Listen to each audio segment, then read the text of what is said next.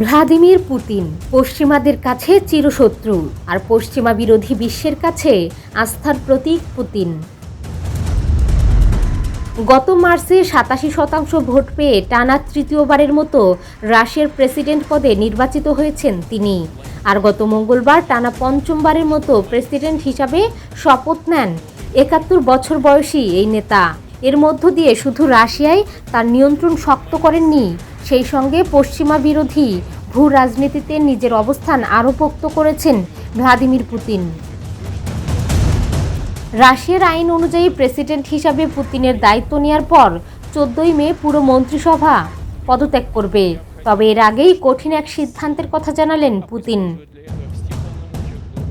বিবিসির প্রতিবেদনে বলা হয়, বর্তমান প্রতিরক্ষামন্ত্রী সের্গেই শোইগুকে মন্ত্রীর পদ থেকে সরিয়ে নিরাপত্তা পরিষদের সচিবের দায়িত্ব দেওয়ার প্রস্তাব করেছেন তিনি। সের্গেই শোইগুর স্থানে প্রতিরক্ষামন্ত্রী হিসাবে আন্দ্রেই বেলোজভের নাম প্রস্তাব করেছেন রুশ প্রেসিডেন্ট। তবে বেলোজভের প্রার্থিতা রুশ পার্লামেন্টের উচ্চকক্ষে অনুমোদিত হতে হবে। ২০১২ সালে প্রতিরক্ষামন্ত্রী করা হয়েছিল সের্গেই শোইগুকে।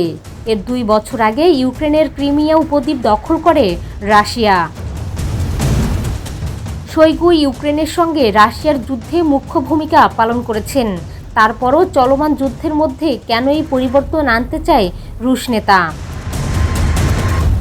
বিশ্লেষকরা বলছেন, প্রেসিডেন্ট পুতিন রাশিয়ার অর্থনীতিকে চলমান যুদ্ধের প্রচেষ্টার সাথে আরও ঘনিষ্ঠভাবে সারিবদ্ধ করতে চাইছেন, আর এই পদক্ষেপটি সেই ইঙ্গিতই দিচ্ছে।